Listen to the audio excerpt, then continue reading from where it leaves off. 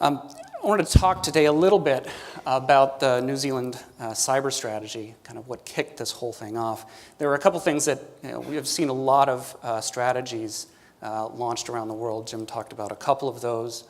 But actually, I was pleasantly surprised by a few of the aspects of the New Zealand cyber strategy. The first is it's principle-driven.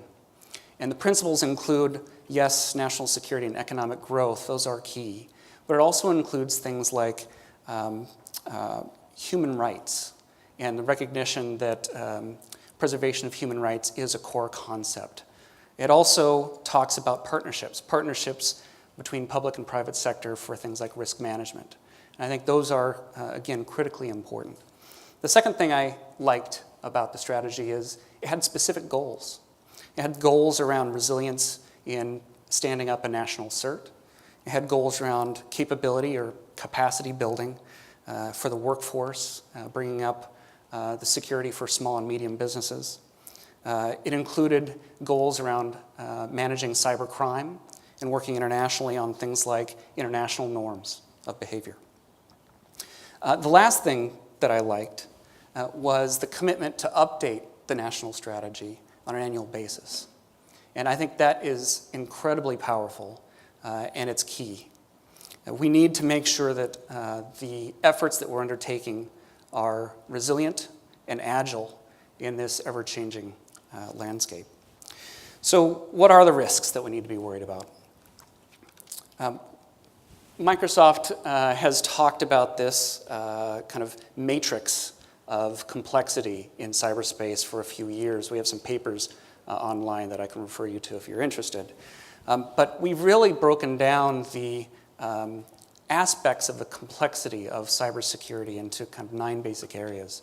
Now, the first 6 are actually quite interesting in terms of getting your mind around what is it that we're actually facing. First, there are many malicious actors. There's no shortage of people that are looking to go do bad things, either for political motives or financial motives. Second, there are many similar techniques used across these actors. They're in a shared integrated domain. So the internet is used for commerce. It's used for entertainment purposes. It's used for critical infrastructure. It's used for militaries. And all of these things are intermingled. It's not like you're traveling down the superhighway with you and your friends. You're traveling right next to the lane next to you is a tank, right? So this is an integrated domain.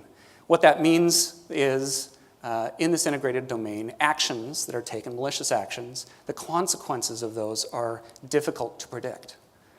Taking down a router, it's not clear if taking down that router just takes out a business down the street or whether it takes down a hospital. And the worst case scenarios here are alarming because we do have things like critical infrastructure and governments supplying services over the internet. So let me give a more concrete example of the threat. So if I were to have stood up here in January and talked about the things that are affecting New Zealand and New Zealand businesses as far as threats, this would have been the slide. It talks about things like a Trojan, the top worm that's still affecting business here in New Zealand is Configure. It talks about some of the browser attacks that we were seeing. These are all unique to enterprise. This is not consumer, this is the enterprise side. But this area is ever changing. We publish a security intelligence report twice a year. The data from January showed this. The data that we're just about to publish in the next week shows something a little bit different. It shows the rise of what we call ransomware. Here's the change that we saw in March of this year in ransomware. So this is the malware that was flowing through Office 365 that we blocked for our customers. At the beginning of March, it was somewhere around 30% of the malware was ransomware. And by the end of that month, it was far outstripped everything else. This is how quickly things change. Ransomware has been around for years. It's been mostly a consumer-targeted threat. But these folks have evolved. They've got payment mechanisms now that allow them to mask themselves. And they've turned this into industrial scale. So what can we do about this? Well, the defense actually is very similar, at least for the first 2 steps, as how we think of normal malware, as we think of APTs affecting business. So the first is we have to block the attacks. There are many ways that we can block attacks in the front line. There are whole industries around that.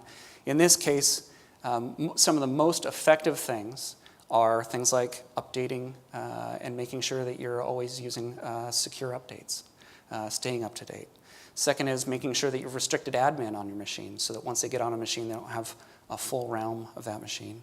And then the third one, since they're using phishing and document attacks, if you could block those attacks using mail protections, you'd have a step ahead. Second thing is, once they're inside the enterprise, they try and pivot around. So what are the defenses there? Isolation, right? How can we do things like locking down file shares so that they can't encrypt file shares? How do we do things like detect past the hash? How do we have detection within the enterprise? We have something called advanced threat analytics that can go monitor things like past the hash on the enterprise. All of these come into play. They're the same defenses as we have for normal malware. The change between this and normal malware, of course, though, is the encryption. And so what's our defense against that? Well, we're not going to stop crypto. Crypto is everywhere. We use that for our own protection. But what we can do is make sure that we have our disaster recovery story straight, that we've done backups, that they're offline, that they're accessible, that we know that we can recover from such an attack.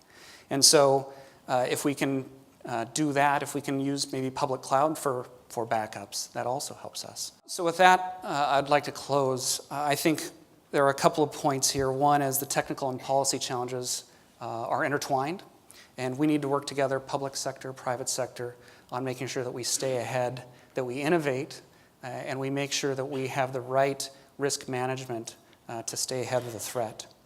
And also, I'd leave you with the fact that cloud, I think, is a force multiplier for us. There are things that we can do in the cloud that are just different than they are on premises. And I think that's one of the things that our customers will begin to realize in the future about moving to cloud and some of the advantages they can reap as a result of that.